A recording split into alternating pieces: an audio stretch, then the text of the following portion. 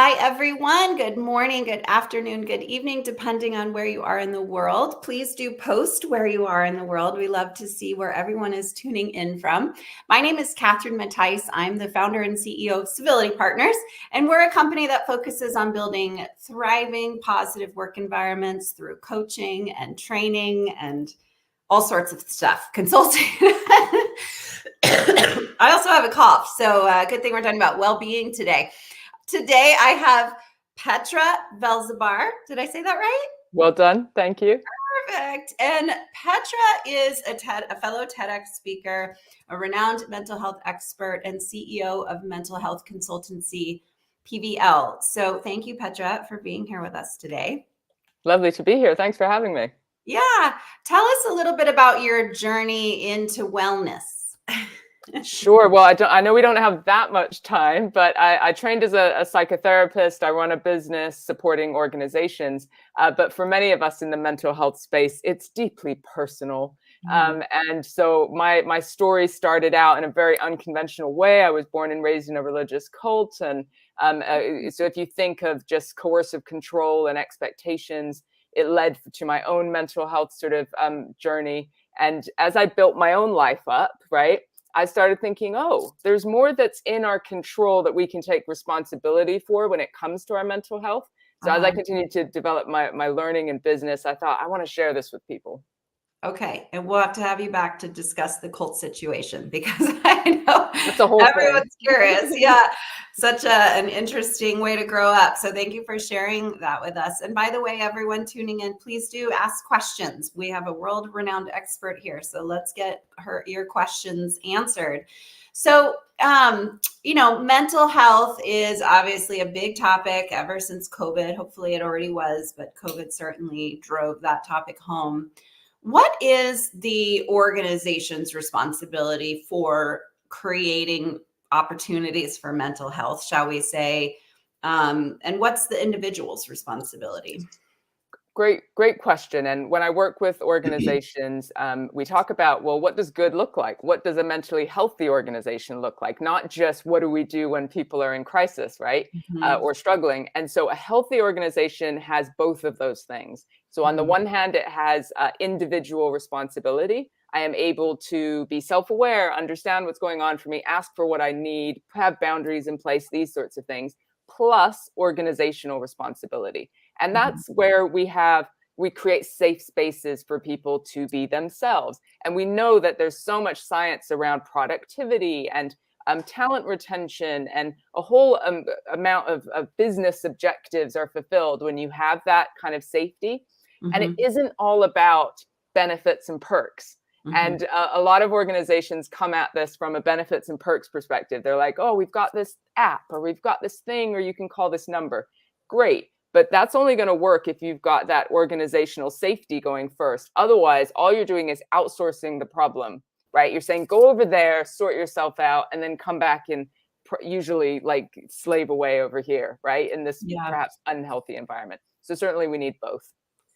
So do organizations, and I think I already know the answer, but do organizations see their role in mental health as creating an environment that curates and facilitates mental health? Because I feel like what you're saying is, yeah, you can have the EAP and the gym membership and flexible Fridays or whatever, but if the workload is 15 hours a day, right, and your boss is a bully and everybody hates working there, none of that stuff matters. And so the organization, this is a real culture thing that the organization has to lean into, right? It's absolutely about culture. It's absolutely about prevention. And it's about having open conversations about how we work, not just what we do, right? So we're like, hey, these are our targets and objectives and, business plans, whatever, and not thinking about how we work. And even in a world of hybrid working, right? There's all these policies in about you must this and mandated this and 3 days in the office or whatever it is.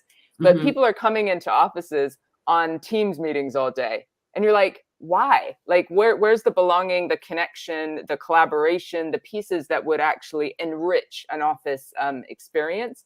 And so I kind of say anyone who says that they've got that perfectly figured out is wrong, because we're all making this up as we go along. So I want more leaders to be like working with their team to say, when do you work at your best? How can we best collaborate? And kind of co-creating what that work experience looks like in the future. I just told my 9-year-old last night, I have no idea what I'm doing. I'm just trying to figure out how to be a parent. So it's funny that you said that. So when you're working with organizations, are they coming to you because they recognize they have a kind of a mental health and well-being problem? And how do they realize it before they get to you? And I'm just curious about that. So unfortunately, there are still businesses that will come to us because there's been a suicide or there's been something quite extreme that occurs, and they're like, oh, it's sort of that wake up call to say we must now do something. Of course, we are then educating slowly. Okay, we can do that crisis support, but how do we prevent anything like this from happening again? And thinking about the safety and the health of your people, sort of mentally. But thankfully, the world is changing, and we do have more and more companies coming to us thinking, actually, how do we get this right? What is a well-being strategy? How do we have a strategic approach? How do we get our exec level team to understand this challenge and to do this from the top down and lead by example? So we've got the whole range. There's still people in those early stages. There's people who really want to innovate and get it right and are trying lots of things, and everything in between.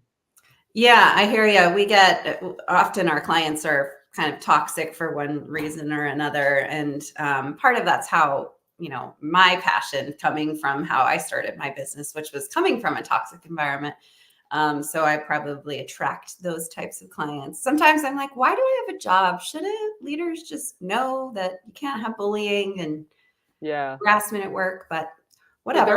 They're also seeing it from like, what are the pain points in the business? So our talent is leaving, or burnout is the really big kind of word at the moment of like, people aren't as productive as you want them to be, no matter how much you have that bullying kind of micromanager, right? And so we've got to evolve our working practices, especially with that younger generation coming up as well. Like, we're going to be phased out as far as those old school ways of doing things. So like, we've got to evolve our working practices.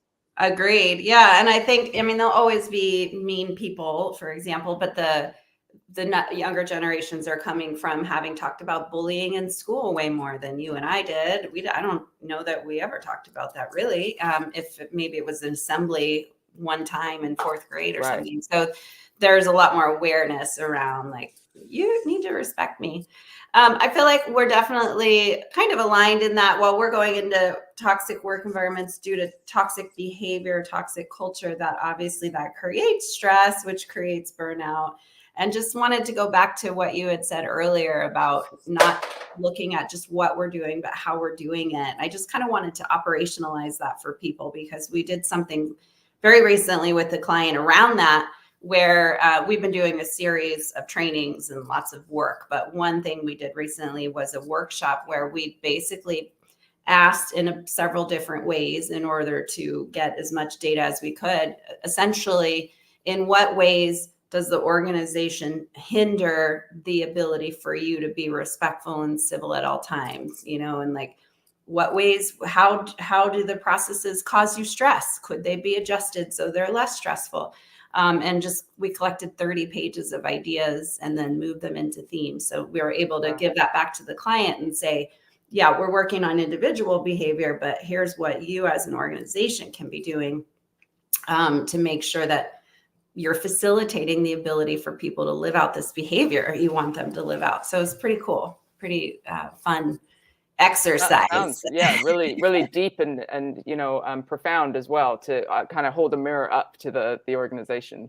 Yeah. So I have a question. I bet a lot of people listening do. Can ambition and well-being coexist? Because I don't know if it can. I love this question. And I recently wrote a book. You can see here, Begin With You, How to Invest in Your Wellbeing and Satisfaction at Work. And I touch on this very topic because I am a very ambitious individual. And I am passionate, and as you are, about changing the world and and I run my own business, and that takes a particular, resilience and ability to focus and put the hours in and these sorts of things. So I actually think they can coexist. And if you compare it to like an athlete who is running, marathons or races, and every 3 months they run a race. There's this idea about how do we sustain success long term.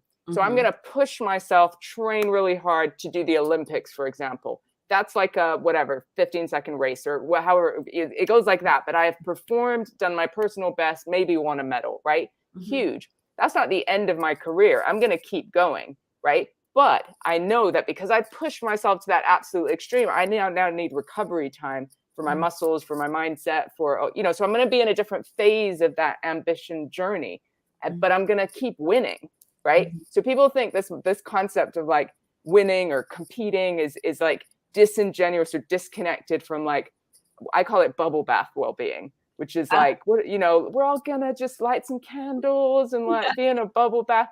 Well-being is also about brave conversations. It's about being honest with yourself about what you need. It's about being honest with people around you. You know what I mean? Like people don't often equate that to investing in myself, my well-being, and my mental health.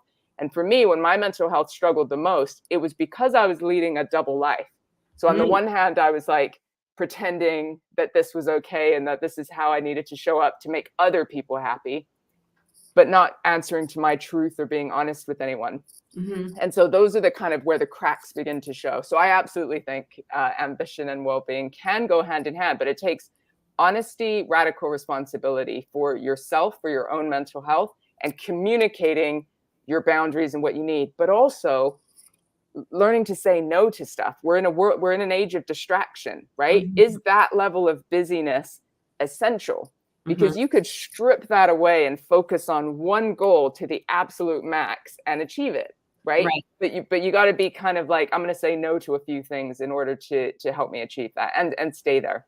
Yeah, I've not heard that before. So thank you for saying all of that. That it never occurred to me that part of your well-being is setting boundaries. And yeah, it makes sense. And as you're talking, actually, one of the reasons I told my 9-year-old last night, I'm trying to figure it out, is I am very focused on boundaries right now, and with my kids, because I'm a single mom and I'm finding the stress of being around my kids is overwhelming because they're relying on me too much. Essentially, I'm like, you're 9, I need, so really, that totally resonates with me, that in order to have some well-being at home, I need my child to be a little more self-sufficient. But then you are role modeling the behaviors that she can then understand when she's, now, right? Let's all take a well-being break. What are you going to do to invest in yourself? Right? Okay, I'm going to read a book, or I'm going to color, or I'm going to, try and make it not technology focused.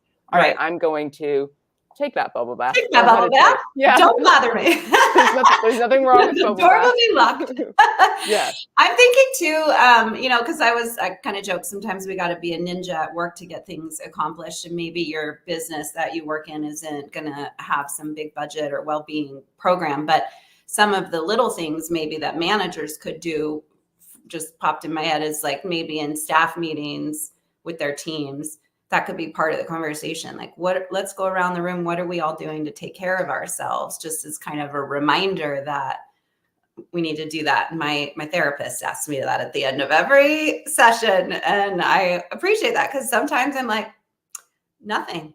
That doesn't feel good to have that be the answer.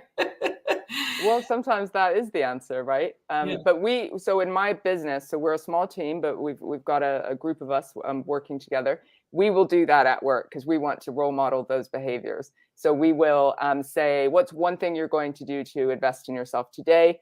I mean, we say, how's your mental health? Because we're bold in that. And someone will say, hey, my anxiety is flaring up today. But the trick here as a manager and a leader is not to suddenly not trust the person to do their job, right? It's to go, oh my goodness, sounds intense. I know you've got that big presentation coming up.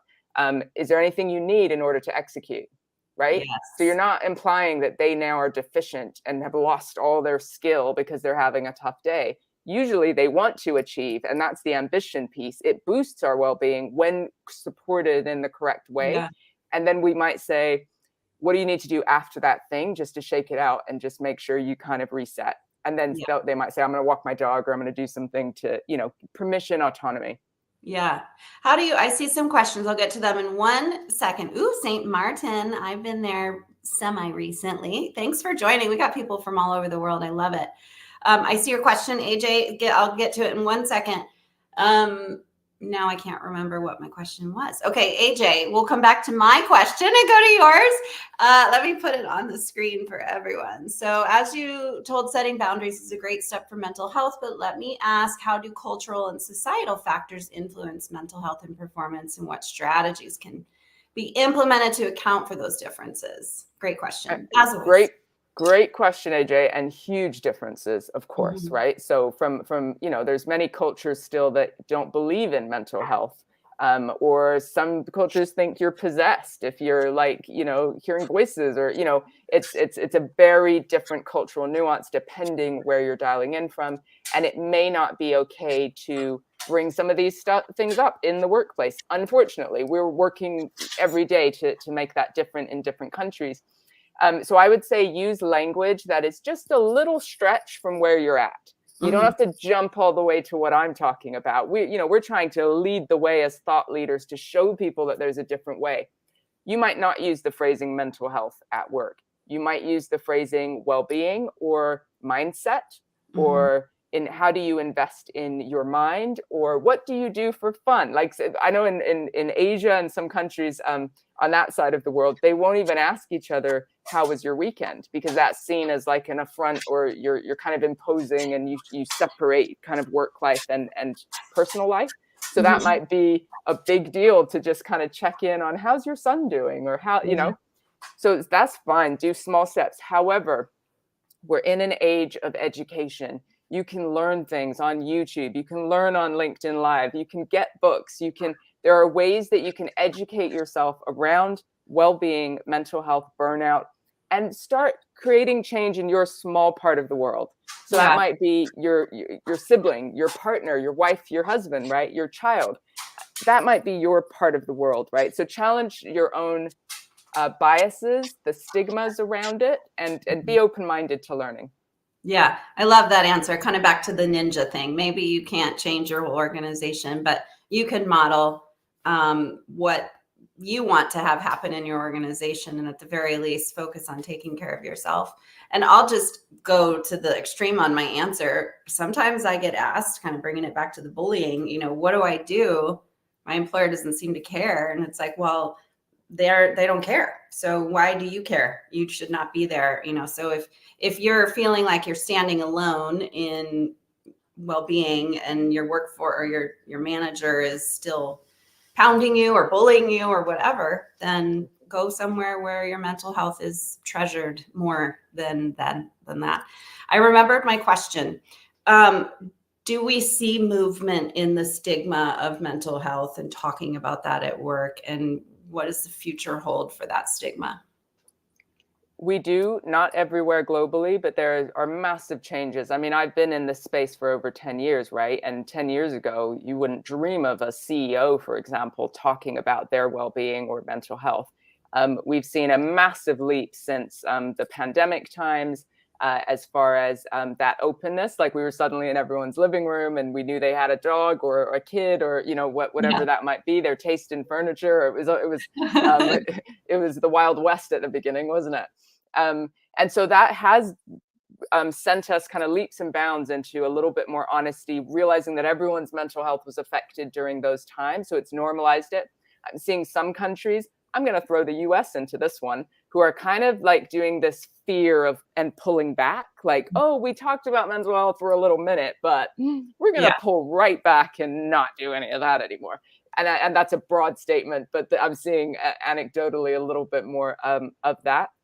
So, but over here, Australia, I'm in London, so UK and different countries, exec teams are talking about their mental health. We've got CEOs saying, I live with depression, or my best friend took his life, or, these sorts of stories. And you kind of need that element in order to show people that it's okay, that it doesn't mean that you're not good at your job or won't get promoted.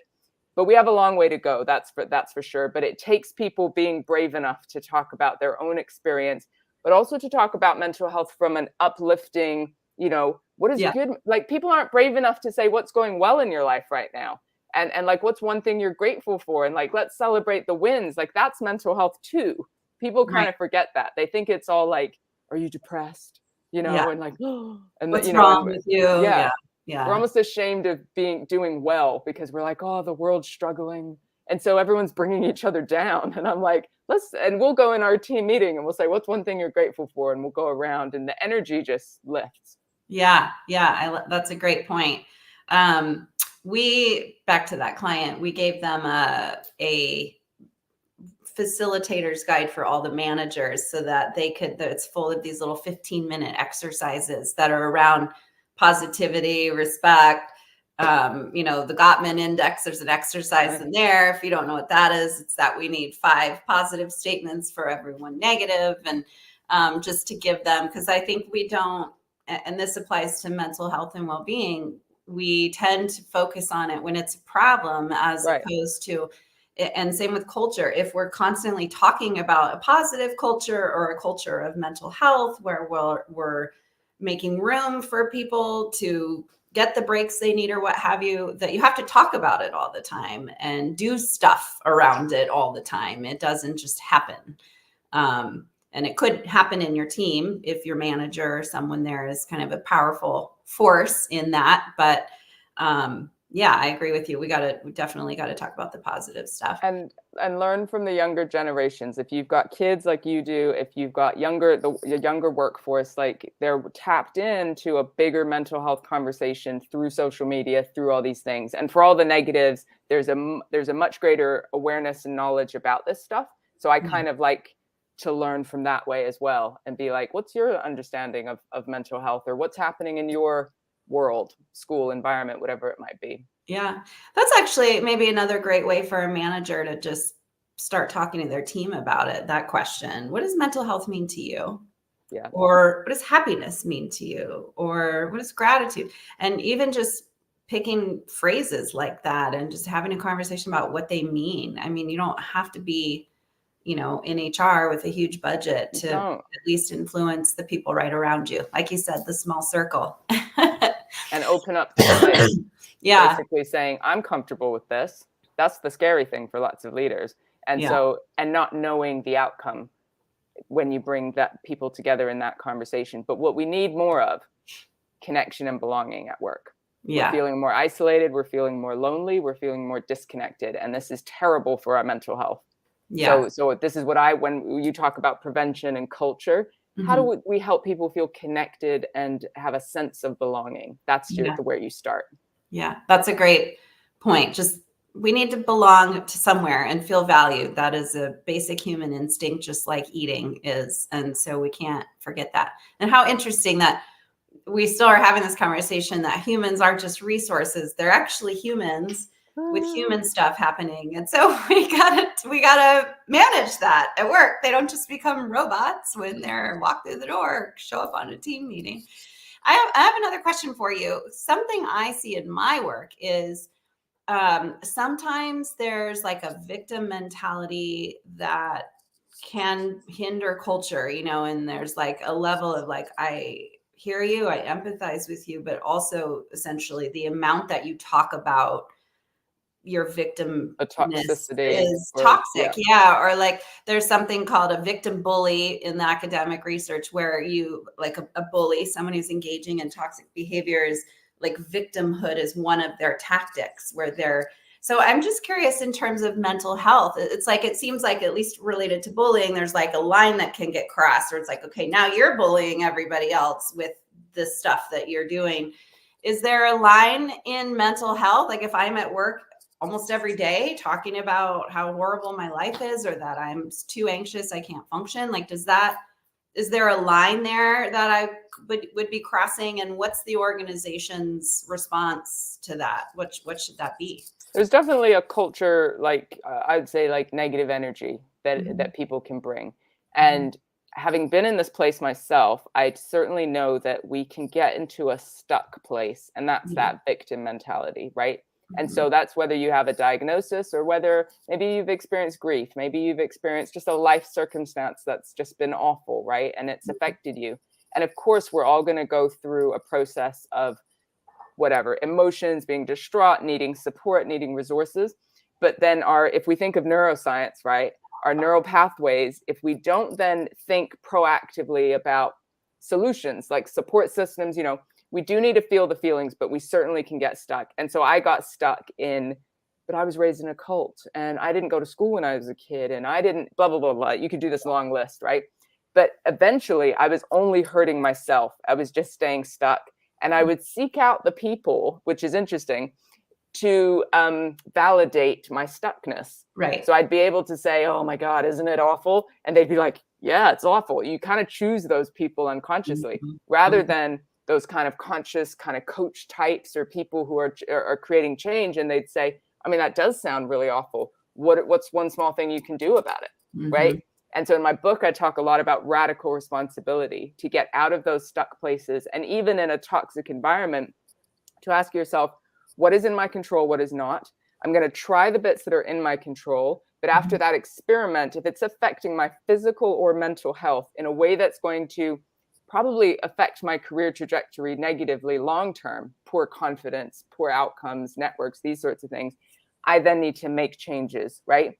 And people sometimes think, what, I can't leave my job. Like, it's so flippant to say just leave, right? You might not just leave. It might not be a dramatic film scene where you slam your resignation letter down and like, I'm gone, right? Yeah. You might and the have music dreams. plays and then it's all good. Yeah. And you're out in the street and you're like, oh, I'm winning. Yeah.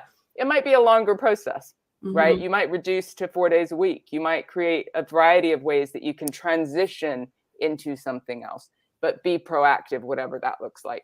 Yeah.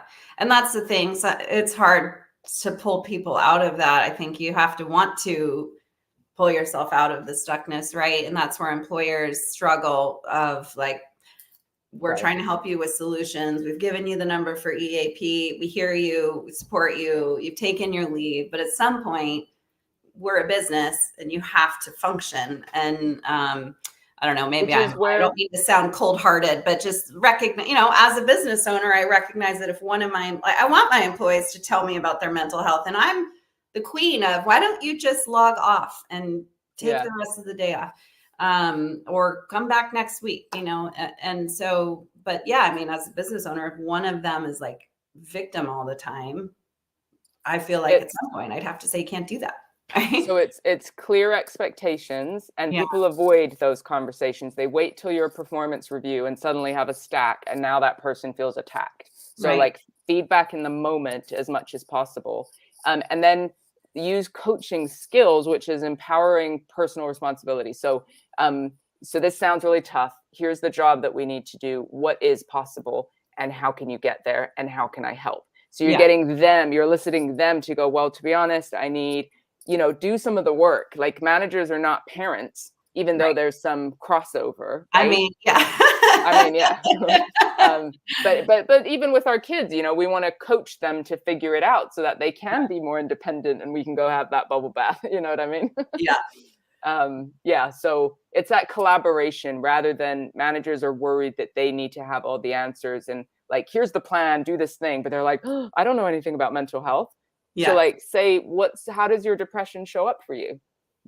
How does it affect your work? What support are you getting outside? Are you able to use the gym or do certain things like that kind of conversation? Yeah. And at least here in the States, and I'm certain in most parts of the world, there's the accommodation conversation, just like you said. Here's the job description and what I need you to be doing. What out of this can you do that's realistic? And then let's maybe plug holes with another person or redistribute the job responsibilities so that you are working with someone. But I think I know, at least from an HR perspective, that behavior is a performance issue. So bullying, not unlawful, but it's a performance issue because of the way you're performing. And I would say at some point, victimhood is kind of the same, that you coach and you give them all the tools and resources and try to help them. But at some point, the business has to work. I'm sorry, I feel like we totally went down the wrong path on this, but it's just something, I see a lot. We have the right as employers to manage behavior. Yes. That's productive. Just check your assumptions, because from where you're sitting, you might think they're in victim mode, but you might not know what's going on in their world. Something very recent might have happened. And so this is where getting to know your people, like you said, the human, like get curious rather than I got to shake them out of victim mode. Like that should be like a little bit more in-depth knowledge to get you to that point. And certainly it happens, but it's like, well, let's just check our assumptions as well. Yeah, very great point. Thank you for saying that. Yeah, because I'm sort of jumping to, oh, it's a performance problem. And I think that's where having our own vulnerability as managers and leaders, so that people will feel comfortable to be vulnerable with you and maybe tell you the whole story. Crystal's adding, how do organizations help employees with these issues? Indeed, I think she almost like you need to create a PIP sort of, but check your biases first. Yeah, I think that's what we're saying. Okay, we have one more question and then we're actually out of time. So if you have a minute or two more, Petra. Of course, yeah, no problem. Do we manage behavior or manage work and not try to influence behavior? Let me put this up. That's a good question. Yeah, I mean, I would say yes and yes and yes to all yes. All of the above. Of course, we're managing work. I think that's what you were saying earlier. It's like we have a job to do. You're managing a workflow, a project, an outcome, right? Mm-hmm. But behavior directly impacts that outcome. And you might think that we can push behavior in a particular way, which may work in the short term, but now we're building resentments, burnout, like stress level, like just different things. And so we want to educate ourselves on healthy performance that can occur longer term. Like, do you just want to push people and then they all leave and, oh, now I've got to hire again and all the costs associated with that and the time for training? Or do we want to nurture our people in order for them to perform the work effectively, but also continue to perform effectively as a team that enjoys their work? My final statement is, what if work was good for your mental health, not something you had to recover from afterwards? That's the world I want to live in. Same here. We are on the same mission, just hitting it from different angles. Well, thank you so much, Petra, for being here. I appreciate everything you say. You definitely got me thinking about some things differently. So I always appreciate that because, I know most everything. So you know a lot. And thanks all for listening and tuning in, and we'll see you next week. Thank you so much. Bye. Thanks for having me.